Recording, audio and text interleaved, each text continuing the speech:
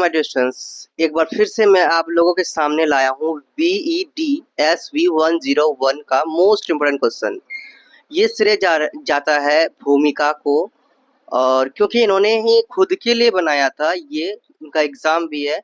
But इन्होंने सोचा कि मेरे दोस्त तक ये पहुंच जाए। इनका कहना कि मेरे जो दोस्त हैं यूट्यूब में जो आपके पास पढ़ रहे हैं उन तक ये वीडियो चले जाए।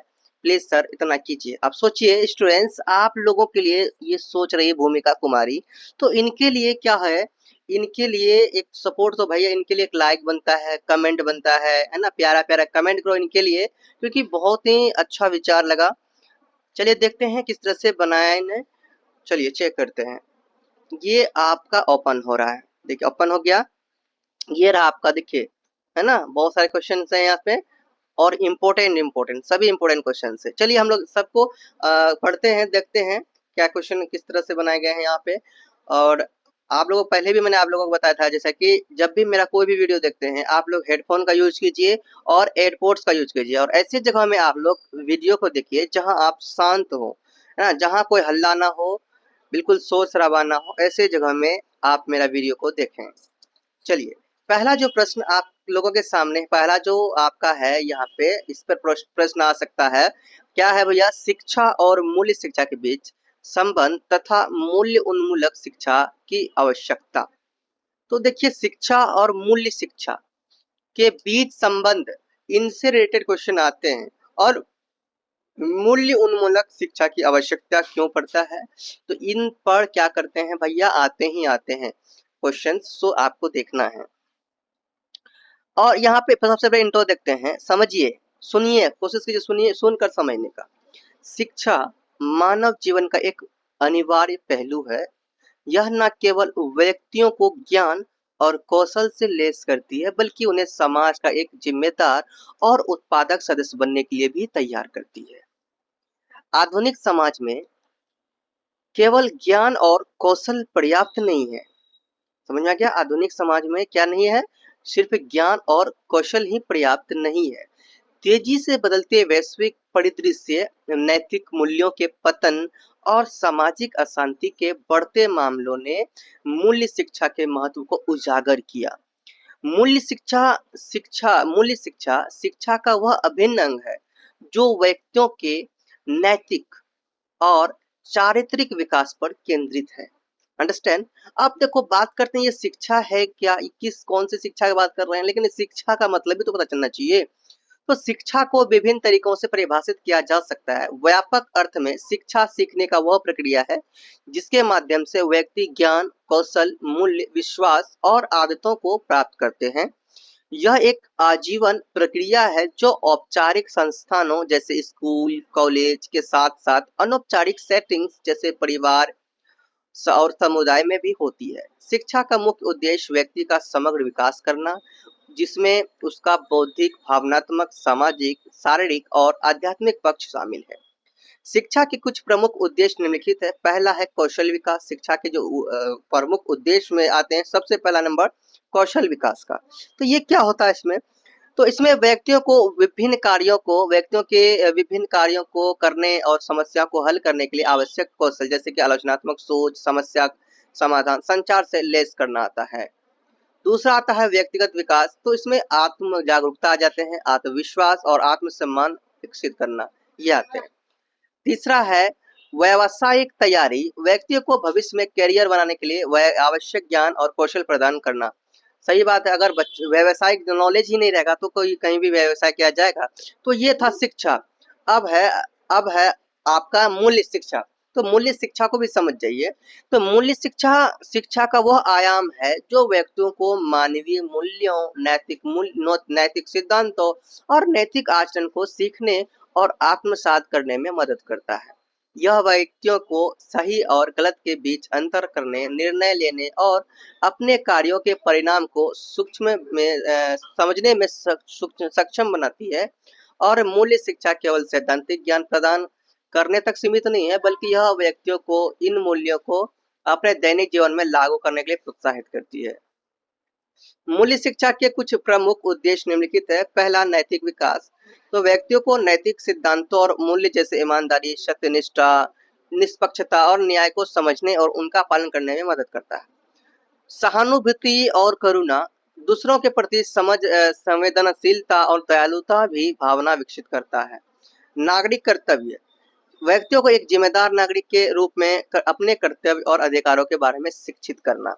तो ये किस में आता है? मूल शिक्षा में। अंडरस्टैंड। अब आता है शिक्षा और मूल्य शिक्षा के बीच अंतर क्या? तो शिक्षा और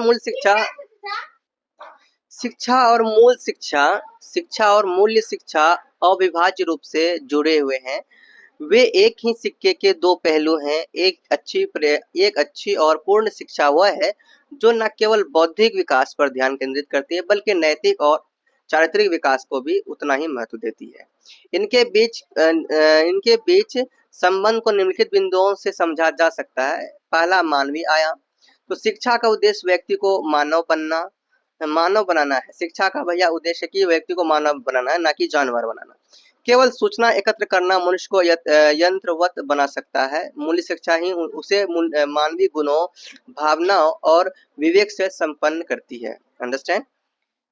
दूसरा आता है व्यवहार का आधार। मूल्य शिक्षा व्यक्तियों के व्यवहार और निर्णयों का आधार बनती है। एक शिक्षित व्यक्ति यदि मूल्यवान नहीं हो तो अपने ज्ञान का उपयोग विनाशकारी या स्वार्थी उद्देश्यों के लिए कर सकता है। मूल्य शिक्षा उसे अपने जीवन का उपयोग समाज और मानवता के कल्याण के लिए करने का मार्गदर्शन करती है। व्यक्तित्व का निर्माण। शिक्षा व्यक्तित्व का निर्माण करती है और मूल्य शिक्षा व्यक्तित्व को आकार देती है। यह सुशिक्षित और सुसंस्कृतिक व्यक्ति हुआ होता है जिसके पास न केवल ज्ञान होता है बल्कि उच्च नैतिक मूल्य भी होते हैं। नेक्स्ट है आपका मूल्य उन्मूलक शिक्षा की आवश्यकता। आधुनिक समाज में मूल्य उन्मूलक शिक्षा की आवश्यकता पहले से कहीं अधिक महसूस की जा रही है। आज हम जिस दुनिया में रहते हैं वह तेजी से बदल रही है और इन परिवर्तनों ने कई नई चुनौतियां पैदा की है। इन चुनौतियों का सामना करने और एक बेहतर भविष्य का निर्माण करने के लिए मूल्य उन्मुख शिक्षा अपरिहार्य है। मूल्य उन्मूलक शिक्षा की आवश्यकता के प्रमुख कारण निम्नलिखित है। पहला आता है नैतिक मूल्य का पतन। आधुनिक समाज में भौतिकवाद, उपभोक्तावाद और स्वार्थ की प्रवृत्ति बढ़ी है। पारंपरिक नैतिक मूल्यों का ह्रास हो रहा है जिसके परिणाम स्वरूप भ्रष्टाचार, अपराध, सामाजिक अशांति बढ़ रही है। मूल्य उन्मूलक शिक्षा व्यक्तियों को इन नकारात्मक प्रवृत्तियों का सामना करने और नैतिक रूप से सशक्त बनाने में मदद करती है। दूसरा, सामाजिक और पारिवारिक विघटन। तो परिवारों में बिखराव, बढ़ता तलाक और संयुक्त परिवारों के स्थान पर एकल परिवारों का उदय सामाजिक ताने को कमजोर कर रहा है। मूल्य उन्मुख शिक्षा व्यक्तियों को पारिवारिक मूल्यों, सम्मान और प्रेम के महत्व को समझने में मदद करती है जिससे मजबूत और स्थिर परिवारों का निर्माण होता है। तीसरा आता है पर्यावरणीय चिंताएं। तो मानव गतिविधियों के कारण पर्यावरण को गंभीर नुकसान पहुंच रहा है जिससे जलवायु परिवर्तन, प्रदूषण और प्राकृतिक संसाधनों की कमी जैसी समस्याएं उत्पन्न हो रही है। मूल्य उन्मुख शिक्षा व्यक्तियों के पर्यावरण के प्रति जिम्मेदार और प्रकृति के साथ सामंजस्य स्थापित करने की भावना पैदा करती है। मानसिक स्वास्थ्य के मुद्दे। आधुनिक जीवन शैली के तनाव और दबाव के कारण मानसिक स्वास्थ्य संबंधी समस्याएं जैसे कि अवसाद, चिंता बढ़ रही है। मूल्य उन्मूलक शिक्षा व्यक्तियों को आंतरिक शांति, लचीलापन और उद्देश्य की भावना विकसित करने में मदद करती है जिससे वे जीवन की चुनौतियों का सामना कर सके। फिफ्थ लाइन है आपका ज्ञान का सही उपयोग। शिक्षा हमें ज्ञान देती है लेकिन मूल्य शिक्षा हमें उस ज्ञान का सही और नैतिक तरीके से उपयोग करना सिखाती है। सही बात है। यह सुनिश्चित करती है कि ज्ञान रचनात्मक उद्देश्यों के लिए उपयोग किया जाए, ना कि विनाशकारी उद्देश्यों के लिए। सही बात है। अगर ज्ञान आपके पास है तो ज्ञान का सही उपयोग करना चाहिए, ना कि गलत उपयोग। ज्ञान का हम लोग गलत उपयोग कर सकते हैं लेकिन हम लोग करेंगे सही उपयोग। समझ आ रहा है? निष्कर्ष भैया देना जरूरी होता है कि निष्कर्ष में आप क्या देखना चाहोगे? निष्कर्ष में हम लोग क्या देखेंगे कि निष्कर्ष में जानते हैं कि हम लोगों ने क्या सीखा अब तक। पर शिक्षा वह आधारशिला है जिस पर व्यक्ति और समाज का निर्माण होता है। मूल्य शिक्षा वह सीमेंट है जो इस आधारशिला को मजबूत करती है और उसे एक अस्थायी और सार्थक संरचना में बदल देती है। मूल्य उन्मुख शिक्षा केवल एक अकादमिक विषय नहीं है, यह जीवन का एक तरीका है। यह स्कूलों और कॉलेजों तक ही सीमित नहीं नहीं सीमित नहीं रहनी चाहिए, बल्कि इसे परिवारों, समुदायों और पूरे समाज में आत्मसात किया जाना चाहिए। अंडरस्टैंड? तो ये हो गया आपका कंप्लीट फर्स्ट नंबर का क्वेश्चन। अब आपका नेक्स्ट प्रश्न आता है लोकतंत्र के सिद्धांत। तो इसे भी देखिए क्या है लोकतंत्र के सिद्धांत। सबसे पहले इंट्रो देखते हैं। लोकतंत्र शासन का वह रूप है जिसमें सत्ता लोगों में निहित होती है और वे सीधे या अपने चुने हुए प्रतिनिधियों के माध्यम से इसका प्रयोग करते हैं। यह केवल शासन की एक प्रणाली नहीं, बल्कि एक जीवन शैली, एक दर्शन और मूल्यों का एक समूह भी है जो व्यक्तिगत स्वतंत्रता, समानता और न्याय को बढ़ावा देता है। लोकतंत्र के मूल कुछ अंतर्निहित सिद्धांत है जो इसकी कार्यप्रणाली, वैधता और प्रभावशीलता को सुनिश्चित करते हैं। पहला इसमें आता है स्टूडेंट्स लोकतंत्र की परिभाषा और उसका महत्व। लोकतंत्र शब्द ग्रीक शब्द डेमोस यानी कि लोग और क्रेटोस यानी कि शासन से मिलकर बना है, जिसका शाब्दिक अर्थ होता है लोगों का शासन। लोकतंत्र क्या होता है? लोगों का शासन होता है। अब्राहम लिंकन ने लोकतंत्र को लोगों द्वारा और लोगों के लिए शासन के रूप में परिभाषित किया है, जो इसकी मूल भावना को सटीक रूप से दर्शाता है। तो लोकतंत्र का महत्व कई कारणों से है। पहला, व्यक्तिगत स्वतंत्रता की रक्षा। यह व्यक्तियों को भाषण, अभिव्यक्ति, धर्म और संघ की स्वतंत्रता जैसे मौलिक अधिकार प्रदान करता है। समानता को बढ़ावा। यह कानून के समक्ष सभी नागरिकों को समानता सुनिश्चित करता है। जाति, धर्म, लिंग या वर्ग के आधार पर कोई भेदभाव नहीं करता। जवाबदेही और पारदर्शिता। दूसरा आपका पॉइंट है जवाबदेही और पारदर्शिता। लोकतंत्र सरकारें लोगों के प्रति जवाबदेही होती है और उनके कार्यवाही में पारदर्शिता बनाए रखती है। नेक्स्ट पॉइंट आपका है सामाजिक न्याय। यह सामाजिक न्याय के सिद्धांतों को स्थापित करने और कमजोर वर्गों के लिए अधिकारों की रक्षा करने का प्रयास करता है। संघर्षों का शांतिपूर्ण समाधान। यह विभिन्न हितों और दृष्टिकोणों को समायोजित करने के लिए एक मंच प्रदान करता है, जिससे संघर्षों का शांतिपूर्ण समाधान संभव होता है। उसके बाद है नागरिक भागीदारी। यह नागरिकों को निर्णय लेने की प्रक्रिया में भाग लेने का अवसर देता है, जिससे शासन में उनकी भागीदारी बढ़ती है। नेक्स्ट है आपका लोकतंत्र के प्रमुख सिद्धांत। लोकतंत्र एक जटिल अवधारणा है जो कई परस्पर जुड़े सिद्धांतों पर आधारित है। यह सिद्धांत एक साथ मिलकर एक ऐसी प्रणाली का निर्माण करते हैं जो लोगों की इच्छा को दर्शाती है और उनके अधिकारों की रक्षा करती है। नेक्स्ट आता है लोकतंत्र के प्रमुख सिद्धांत में लोक संप्रभुता। लोक संप्रभुता लोकतंत्र का सबसे मौलिक सिद्धांत है। इसका अर्थ है कि शासन की अंतिम शक्ति और अधिकार जनता में निहित है। सरकार अपनी शक्ति जनता से प्राप्त करती है और जनता ही वह स्रोत है जिससे उसकी वैधता बनती है। आता है नेक्स्ट पॉइंट जनता की सर्वोच्चता। सरकारें जनता के लिए आदेश पर स्थापित होती है और जनता के कल्याण के लिए कार्य करती है। जनता को अपनी सरकारों को बदलने का अधिकार है। सही बात है, जनता चाहे तो अपना सरकार बदल सकते हैं, है ना, क्योंकि उनके पास इतना पावर होता है लोकतंत्र के जरिए। अब सोचते लोकतंत्र के पास कितना पावर होता है। लोकतंत्र ही सरकार बनाता है तो लोकतंत्र ही सरकार गिरा सकता है। अंडरस्टैंड? यदि वे उनकी इच्छा के अनुरूप काम नहीं करते हैं तो उसे हटा सकते हैं। चुनाव का महत्व। लोक संप्रभुता का मुख्य प्रकटीकरण स्वतंत्र और निष्पक्ष चुनावों के माध्यम से होता है, जहां नागरिक अपने प्रतिनिधियों को चुनते हैं और ये प्रतिनिधि जनता की इच्छा का प्रतिनिधित्व करते हैं। उत्तरदायित्व। चूंकि सरकार जनता से अपनी शक्ति प्राप्त करती है, इसलिए उसे जनता के प्रति उत्तरदायी होना चाहिए। कानून का शासन। इसमें देखिए कानून का शासन लोकतंत्र का एक स्तंभ है, जिसका अर्थ है कि देश का शासन मनमानी शक्ति के बजाय कानूनों द्वारा होता है। कोई भी व्यक्ति चाहे वह कितना भी शक्तिशाली क्यों ना हो, कानून से ऊपर नहीं है।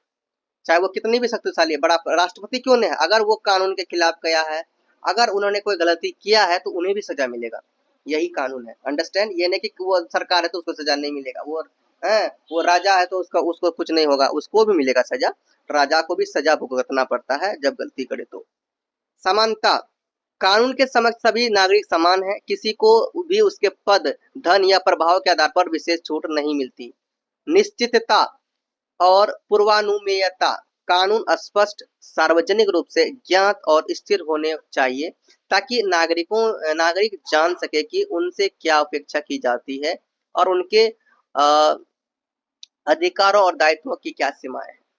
तीसरा पॉइंट है स्वतंत्र न्यायपालिका, कानून के शासन को सुनिश्चित करने के लिए एक स्वतंत्र न्यायपालिका आवश्यक है जो कानूनों की व्याख्या करे और उन्हें निष्पक्षता से लागू करे और यह सुनिश्चित करे कि सरकार भी कानून के दायरे में काम करे। तीसरा इसमें पॉइंट है आपका स्वतंत्रता और समानता। तो भैया ये क्या है? स्वतंत्रता और समानता लोकतंत्र के जुड़वां सिद्धांत हैं। स्वतंत्रता और समानता क्या है? लोकतंत्र के जुड़वां सिद्धांत है जो एक दूसरे के पूरक भी हैं।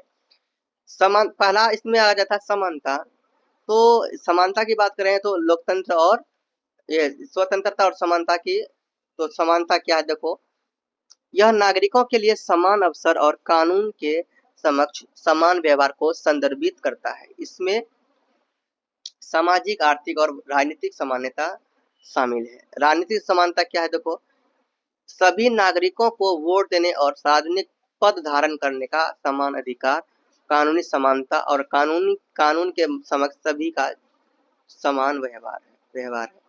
नेक्स्ट है आपका अवसर की समानता, सभी को बिना किसी भेदभाव के समान अवसर प्रदान करना ताकि वे अपनी क्षमता का सर्वोत्तम उपयोग कर सके। लोकतंत्र का लक्ष्य सिर्फ कानूनी समता नहीं बल्कि वास्तविक समानता स्थापित करना है जहां सामाजिक और आर्थिक असमानताएं कम हो। आपका यहाँ पर चौथा लाइन लिया है बहुसंख्यक शासन और अल्पसंख्यक अधिकारों का सम्मान।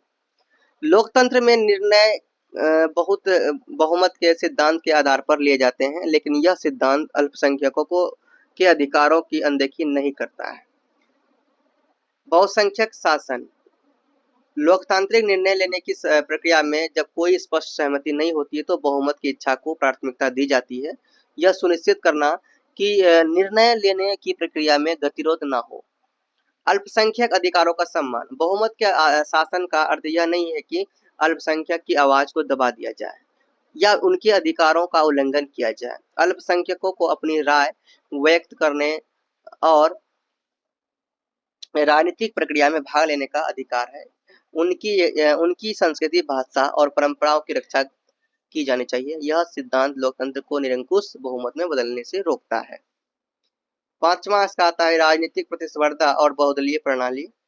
तो लोकतंत्र में स्वस्थ राजनीतिक प्रतिस्पर्धा और बहुदलीय प्रणाली आवश्यक है ताकि मतदाताओं के पास वास्तविक विकल्प हो और सत्ता के केंद्रीकरण को रोका जा सके।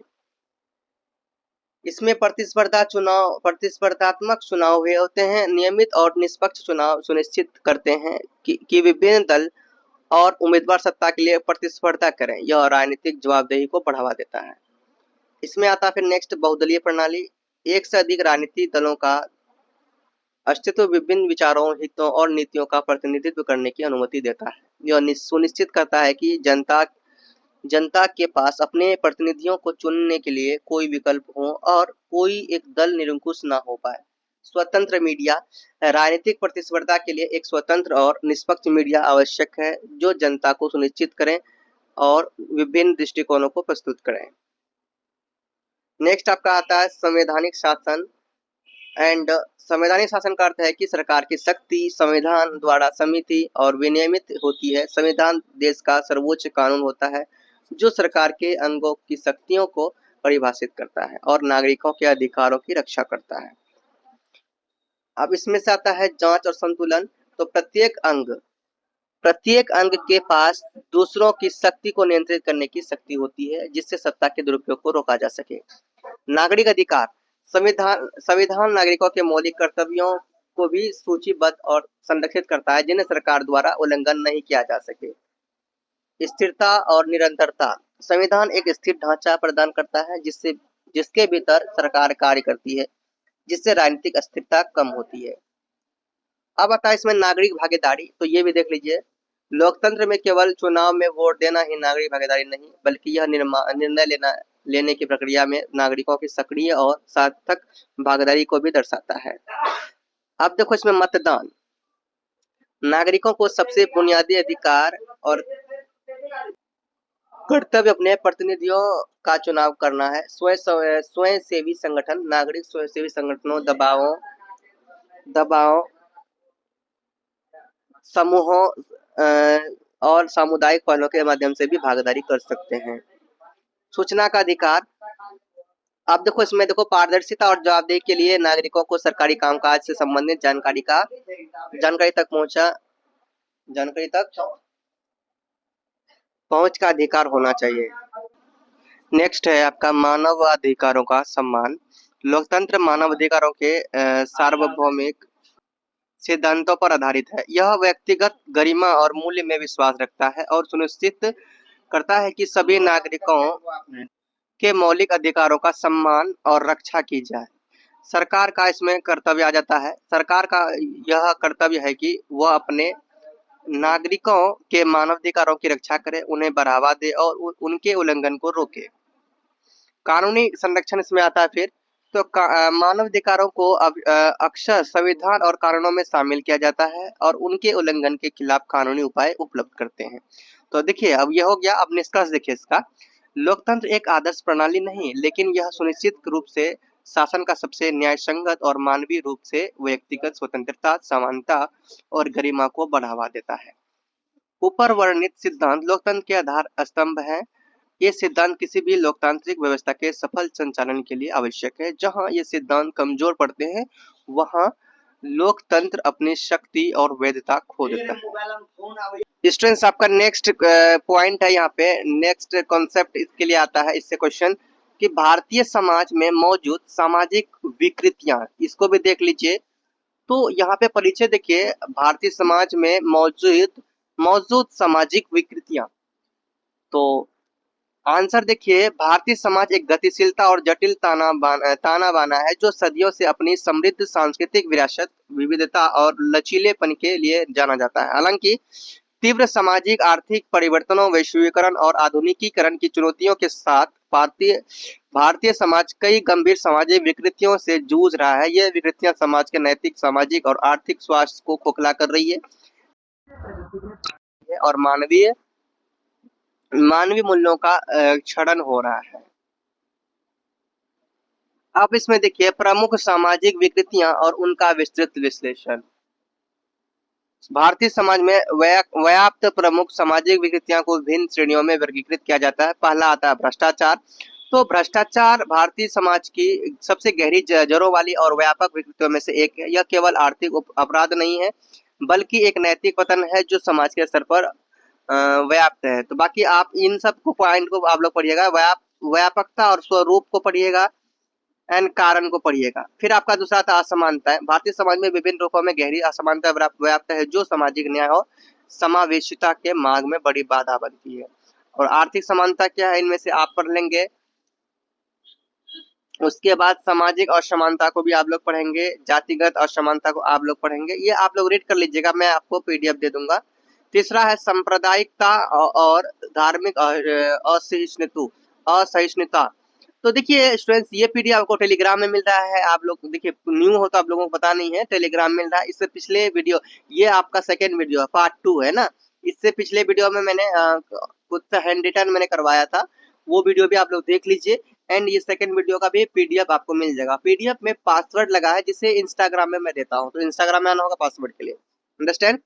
चलिए नेक्स्ट पॉइंट है सांप्रदायिकता और धार्मिक असहिष्णुता। सांप्रदायिकता भारतीय समाज के लिए एक गंभीर खतरा है जो धार्मिक पहचान के आधार पर लोगों को विभाजित करती है और हिंसा को जन्म देती है। इनमें सबसे पहले आप लोग स्वरूप को पढ़ लीजिएगा। ये लोग आप रोक के भी पढ़ सकते हैं या फिर पीडीएफ आपको मिल जाएगा। कारण पढ़िएगा, प्रभाव पढ़िएगा। उसके बाद आपका आता है 4 नंबर में लैंगिक हिंसा और पितृसत्तात्मक मानसिकता। तो लैंगिक हिंसा विशेष रूप से महिलाओं के खिलाफ हिंसा भारतीय समाज की एक गंभीर विकृति है जो पितृसत्तात्मक सामाजिक संरचनाओं में गहराई से निहित है। तो ये सब आप देखो स्वरूप और कारण का पढ़ लीजिएगा, है ना। स्वरूप और कारण को आप लोग खुद से पढ़ेंगे, ये पीडीएफ आपको मिल जाएगा टेलीग्राम में। पर्यावरण क्षरण और असंवेदनशीलता को देखिए, तो आधुनिकीकरण और तीव्र विकास की अंधी दौर में भारतीय समाज ने पर्यावरण के प्रति असंवेदनशीलता दिखाई, जिससे गंभीर पर्यावरणीय विकृतियां उत्पन्न हुई। फिर इसका स्वरूप और कारण आप लोग क्या करेंगे, खुद से पढ़ेंगे। छठा में आता है मादक द्रव्यों का सेवन और व्यसन। मादक द्रव्यों का सेवन और व्यसन विशेष रूप से युवाओं के बीच भारतीय समाजों में बढ़ती हुई चिंता का विषय है। इनका स्वरूप और कारण हम लोग पढ़िए। एंड शिक्षा प्रणाली की चुनौतियां। यद्यपि शिक्षा विकास एक महत्वपूर्ण स्तंभ है, भारतीय शिक्षा प्रणाली स्वयं कई विकृतियों से ग्रस्त है जो सामाजिक प्रगति को बाधित करती है। इनमें से रोजगार योग्यता का अभाव होता है, तो ये भी आप लोग देख लीजिएगा। मूल्य शिक्षा भी की कमी देखिएगा। फिर निष्कर्ष देखते हैं हम लोग। तो भारतीय समाज में व्याप्त ये सामाजिक विकृतियां जटिल और बहुआयामी है। ये एक दूसरे से जुड़ी हुई है और एक दूसरे को पुष्ट करती है। इन विकृतियों का समाधान केवल सरकारी नीतियां या कानूनों से नहीं किया जा सकता है। इसके लिए एक समग्र दृष्टिकोण की आवश्यकता है जिसमें शिक्षा, परिवार, समुदाय, मीडिया और नागरिक समाज सभी की सक्रिय भूमिका हो। तो इस तरह ये कंप्लीट होता है। अब नेक्स्ट पॉइंट आपका आता है मूल्य उन्मूलक, है ना, मूल्य उन्मुख शिक्षा की आवश्यकता और वर्तमान सामाजिक संदर्भ में इसकी प्रासंगिकता। तो इसको देखिए, परिचय देखते हैं। शिक्षा का मुख्य उद्देश्य केवल सूचना या कौशल प्रदान करना नहीं बल्कि व्यक्तियों का समग्र विकास करना है। इसमें बौद्धिक, भावनात्मक, सामाजिक, शारीरिक और आध्यात्मिक आयाम शामिल है। हालांकि आज की शिक्षा प्रणाली अक्सर केवल बौद्धिक और व्यावसायिक विकास पर केंद्रित होती है, जिससे छात्रों में नैतिक और चारित्रिक गुणों का अभाव देखा जा सकता है।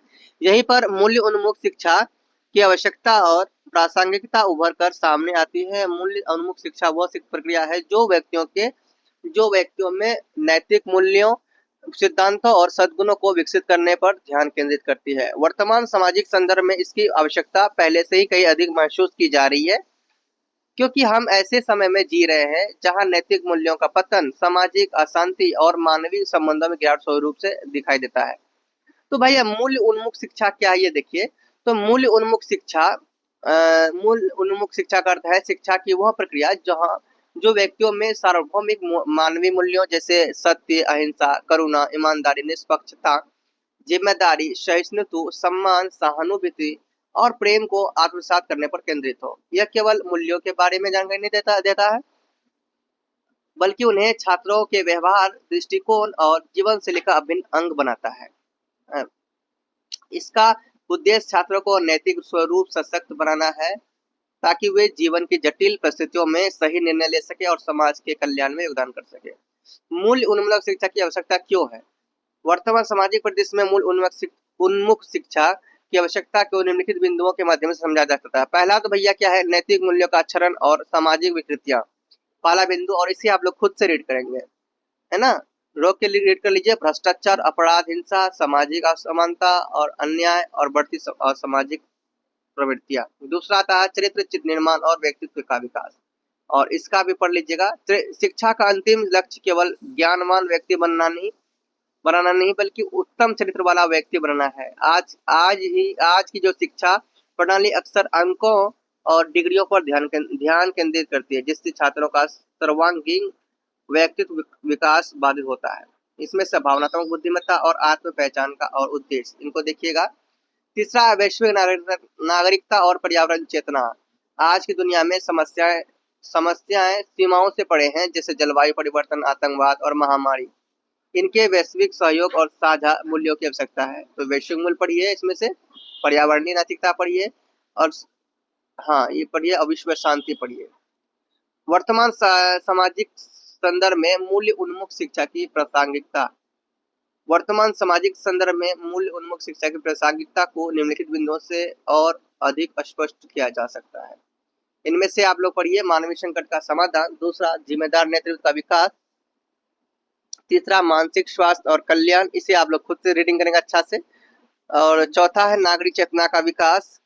और निष्कर्ष देखिए क्या है, वर्तमान सामाजिक संदर्भ में मूल्य उन्मुख शिक्षा की आवश्यकता एक विकल्प नहीं बल्कि एक अनिवार्यता है, जिससे गति के समाज में नैतिक और मानवीय मूल्यों का क्षरण हो रहा है। मूल्य उन्मुख शिक्षा ही वह आधारशिला है जिस पर एक न्यायपूर्ण, शांतिपूर्ण, समावेशी और वास्तव में मानवीय समाज का निर्माण किया जा सकता है। यह न केवल व्यक्तियों को सफल जीवन जीने में मदद करती है बल्कि उन्हें एक बेहतर दुनिया बनाने के लिए भी सशक्त बनाती है। अंडरस्टैंड? तो स्टूडेंट्स इस वीडियो में इतना ही रखते हैं, इतना ही आपका पॉइंट था, मोस्ट इंपोर्टेंट टॉपिक था। इन टॉपिक को आप लोग देखिए, क्योंकि कहीं से भी ये टॉपिक आ सकते हैं एग्जाम में, है ना, क्योंकि कहना कोई भी कठिन नहीं है, इसलिए हर टॉपिक मैं आप लोगों को दे रहा हूँ ताकि आप लोगों को कोई प्रॉब्लम ना हो और आपका जो भी एग्जाम हो, जो मैंने पढ़ाया है वही से एग्जाम आपको हो, जो मैंने आपको नोट्स दिया है यहीं से आपका एग्जाम हो, इससे बाहर कुछ भी ना है। तो ये पिछला फर्स्ट वीडियो मैंने पहले दे दिया था, फर्स्ट वीडियो का नोट्स भी आप लोगों को दे दिया टेलीग्राम में, ये सेकंड वीडियो आप लोगों के सामने जा रहा है, इनका नोट्स भी आपको टेलीग्राम में मिलेगा एंड इनका पासवर्ड आपको इंस्टा में मिलेगा, अंडरस्टैंड, इंस्टा में इनका पासवर्ड मिलेगा, टेलीग्राम में आपको इनका पीडीएफ मिलेगा, अंडरस्टैंड। जाइए और भूमिका, ये जो पीडीएफ बनाने का भैया मैंने नहीं बनाया है, इन्होंने भूमिका ने बनाया भैया, उनको जरूर थैंक्स बोलिए आप लोग, आप लोगों के लिए बनाई भाई, मैंने क्या, मेरे लिए नहीं, आप लोगों के लिए, आप सोचिए आप लोगों के लिए, तो ये थैंक्स बनना जरूर बनता है। और चैनल में न्यू हो तो चैनल को जरूर सब्सक्राइब कीजिए, बेल आइकन को दबाइए। मिलते हैं नेक्स्ट वीडियो में, तब तक के लिए बाय। चैनल पे लोग प्रेम से रहो, प्रेम से पढ़ो, प्रेम से बोलो। Yeah.